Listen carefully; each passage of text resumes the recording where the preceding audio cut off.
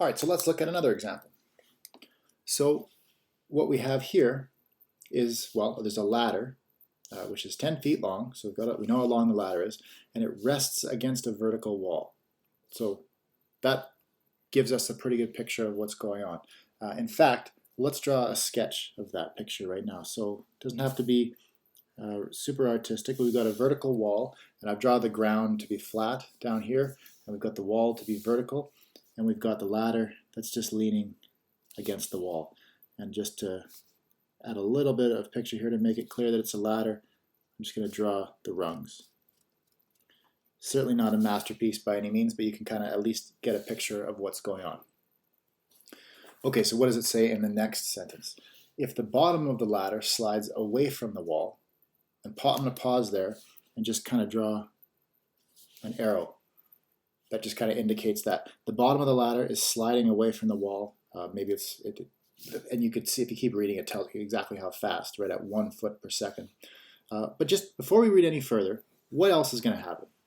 Like, can you imagine if you were standing here and you grabbed the bottom of the ladder and ever so slowly you just started to pull it backwards?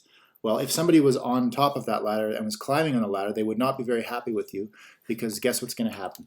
The top of the ladder is going to start to slide down the wall, right? And if you pull this ladder away really fast, well, the ladder is just going to come crashing down. So before we read any further, we can kind of already understand that if this gets pulled to the left down here, this top of the ladder is going to slide down to compensate. Okay, well, what else does the question say? So the bottom of the ladder is sliding away from the wall at a rate of 1 foot per second. How fast, so here's the question, how fast is the top of the ladder sliding down the wall? So we've already observed that that's going to happen, but we're being asked how fast. How fast is the top of the ladder sliding down the wall at the particular point in time when the bottom of the ladder is 6 feet from the wall? I guess they're missing the word is here. Is 6 feet from the wall. Well, and again, that extra bit of information at the end here, when the bottom of the ladder is 6 feet from the wall, that's important, right? Because imagine if you just grabbed the bottom of the ladder and you pulled it ever so slowly to the left, away from the wall, at constant speed. Does that mean the top of the ladder is going to slide down the wall at constant speed? Well, maybe, maybe your intuition would lead you to think that, but in fact, it wouldn't. I mean, it would be a reasonable guess. But if you think about it, if you pull the bottom of the ladder away from the wall, it will, even if you pull it away really slowly to the left, the top of the ladder will start to slide down the wall. But what will happen is it'll accelerate. If you keep pulling this bottom of the ladder away from the wall at a constant speed, the top of the ladder will slide down the wall at an accelerating pace. And eventually it will just crash into the ground, right? Eventually the ladder won't be long enough to even touch the wall, so it'll just completely collapse and gravity will take over. So that extra piece of information about when the bottom of the ladder is 6 feet from the wall, that is important. Okay, so what are we going to say for our variables, right? Because that's the first thing you want to do, is you want to state what your variables are. Well, the ladder is not a variable, and the length of the ladder even is not a variable either, because it was given to be 10 feet. So we can actually add that to the picture. So, well, what can you label for variables? Well, what's mentioned in the question? The ladder, which is 10 feet long, rests against a vertical wall. Okay, that doesn't give us any variables.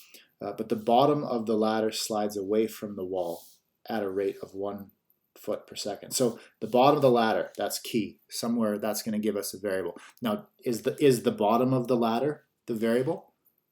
Well, if it is, then that's not going to be a numerical quantity that varies over time that you can differentiate, right? The bottom of the ladder is the bottom of the ladder. It's an object in space. It's not a real valued function. But there is a real valued function, or a varying quantity, that's connected with the bottom of the ladder, and it actually fits in really nicely with this rate of change that we're given. What you really want to set up as your variable is the distance between the bottom, or between the wall and the bottom of the ladder. So let's call that a variable. So we can call that x. And then another variable we could use is, because if the top of the ladder is sliding down, the top of the ladder is probably going to be a key to a variable as well. And the way we're going to do it is we're going to measure this distance with a variable. So call that variable y. So, and even though we got it drawn in the diagram, let's still specify what these variables are. So x is the distance between the bottom of the ladder. I'll just say between bottom of ladder and the wall. And, well, what unit should we measure it in? Well, we're talking about feet when you measure the ladder. The ladder is 10 feet long. The rate of change of x, if the bottom of the ladder is being pulled away from the wall at 1 foot per second, again, that argues that feet would be a good unit to measure distance in. So let's do that. Let's say we'll measure it in feet. And then y will be similar, right? Y is the distance between the top of the ladder and the ground. So let's see, top of ladder, and ground. And we might as well measure that in feet as well. Okay, so then now we're setting ourselves up. Now let's translate the problem. What are we given and what are we asked for? Well, we're given how fast the bottom of the ladder is moving away from the wall. How do you express that as a rate of change? Well, for every 1 foot that this bottom of the ladder gets pulled to the left, that's a foot that the value of x grows, right? And for every foot that the top of the ladder slides down the wall, that's 1 foot that the value of y shrinks. So that's how we can connect these rates of change to these distances. And that's why these are really the right variables to use. So what we're given is that dx dt is equal to 1, right? Because x is measured in feet, so if we're measuring the rate of change of x in feet per second, that means time is measured in seconds. So again, we'll have to remember that for later. And what do we want? We want to know how fast is the top of the ladder sliding down the wall. In other words, how fast is y shrinking, or how fast, let's just say how fast is y changing for now. That's what we'll focus on. So we want dy dt, and we want it at the particular moment in time when the bottom of the ladder is 6 feet away from the wall. So in other words, when x is equal to 6, right? Because x is the distance between the bottom of the ladder and the wall. So we want dy dt when x is equal to 6. So that's the problem translated. Now we're going to solve it. And to do that, we're going to need a relationship. So the rates of change we want to compare is dx dt and dy dt. So we really need to know, we need a relationship between x and y. And this picture, well, it certainly looks like a right triangle. And again, since the problem specifically mentions that the wall is vertical, we can interpret that as saying that that is a right angle. So the Pythagorean theorem, let's just mention it up here. The Pythagorean theorem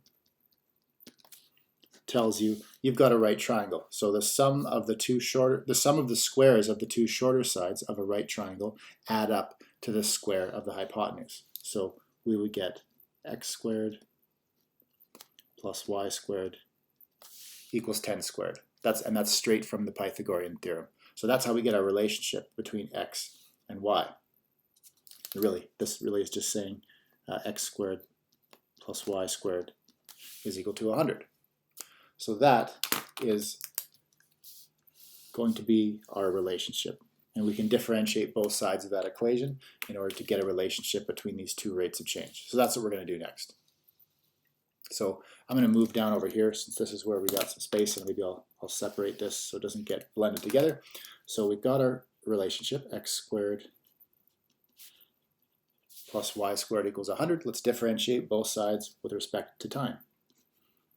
So d dt of x squared plus y squared is equal to the derivative with respect to time of 100. So on the left-hand side, we've got two functions added together, x squared and y squared, so we'll differentiate them. Just differentiate each of those terms separately. If you differentiate x squared, remember, we're differentiating with respect to time here, not with respect to x. So don't make the mistake of thinking the derivative of x squared is simply 2x. That'll be part of it, But the chain rule says we have to now multiply by the derivative of the inside function, which is an x in this case. So we're going to multiply by dx dt. So that'll take care of the x squared term. Now what about the derivative of the y squared term? Well, derivative of y squared is going to be 2y, but then again, by the chain rule, we have to multiply by the derivative of the inside function. So you have to multiply by dy dt. Now on the right-hand side, derivative with respect to time of 100. 100 is a constant, so the derivative is just going to be 0. Good, so that is our relationship between the two rates of change, dx dt and dy dt. Now, we want dy dt, remember? So that's our next step, is to isolate dy dt. And then we're going to plug in everything we have and cross our fingers and hope that that's enough. So let's solve for dy dt. So bring the 2x dt over to the other side, so you get 2y dy dt is equal to negative 2x dx dt, and then we can just divide both sides by 2y, and you get dy dt is equal to negative 2x over 2y dx dt. So there's a little bit we can do here. We can cancel those 2's, right? So that makes it a little bit nicer. So we have dy dt is equal to negative x over y dx dt. And now we're at the stage where, at the last problem, in the last problem when we were at this stage, we just plugged in everything we were given up here, and that was enough. We plugged in dx dt, or we didn't because it was a different problem, but if we copy that approach, we'll plug in dx dt is equal to 1. We were interested in the point in time when when x is equal to 6, so we could plug 6 in for x, but we still have a y that hasn't been accounted for yet. We haven't actually eliminated this y variable. And you might ask, well, why didn't they give us more information then? But it turns out that it would have been redundant.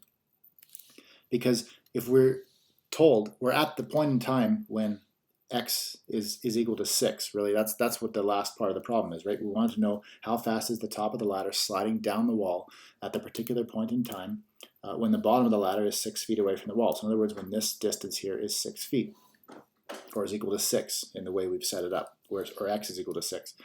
So that's going to be enough to give you, to let you know what is the value of y at that same particular point in time because of the way this triangle behaves. The ladder is not changing length. The ladder is always going to be 10.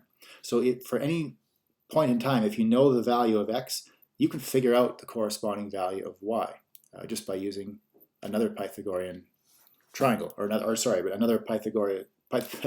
Pythagoras calculation.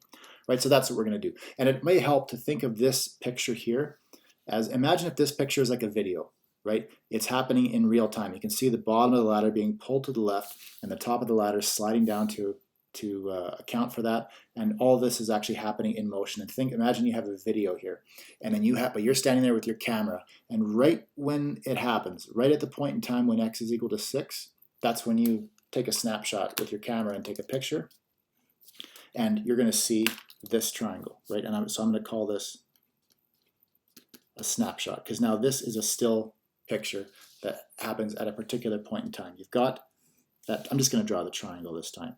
So you've got your right triangle, I'm not going to draw the ladder, but you've got your x value is now 6 feet. The ladder is still 10 feet long, but there's a corresponding y value, which you can just now find using Pythagoras. You've got 6 squared plus y squared is equal to 10 squared. Well, just work out the numbers. That's going to give you 36 plus y squared equals 100. So solve for y. You're going to get y squared is equal to 64. So algebraically, if you were solving this for y, you'd get y is equal to plus or minus 8. But y is not going to be a negative value because y measures distance, right? Y is the distance between the top of the ladder and the ground. If the distance were negative, I guess the only way to interpret that would be if the top of the ladder went down through the ground and was now underground. But that's not going to happen in this situation. So we're going to take positive 8. That's the only sensible value to use. So in other words, when x is equal to 6, we also know that y is equal to 8. So that's how we're going to take care of this extra variable. Okay, so that's it. We have all we need now. So we can plug everything in. X was equal to 6, so we got negative 6 over 8, because y was equal to 8, and dx dt was equal to 1. So what do you finally get? You end up getting negative 3/4. And I kind of got a little bit carried away there squishing my calculations together, so I'm just going to draw a line to separate that other work. But that's our dy dt. That's how fast, this tells you how fast the top of the ladder is sliding down the wall. We've got negative 3/4. Well, so I guess the way to interpret that would be 3/4 of a foot per second. But why is it negative? Why is the value of dy dt negative? That's one last thing we should resolve first. That seems, did something go wrong? And the answer is no. That's exactly what you'd expect, because if the derivative of y with respect to time is negative, that means y is shrinking over time. But of course, that's what's happening if the top of the ladder is sliding down the wall. If we would have got a positive value down here, if we got positive 3/4, that would mean that y is growing. And the only way that would happen is if the top of the ladder is actually sliding up the wall, which makes no sense at all. So pay attention to the signs of your answers, because they have meaning embedded within them as well. And so this is a case where if we didn't get a negative value, that would be a symptom that something went wrong and that we need to double check our approach, because that means we made a mistake somewhere. But we got our negative value for dy dt, which is what we were expecting. The 3/4 just tells you that that's how fast the top of the ladder is sliding down the wall. So we can finally finish this off. The top of the ladder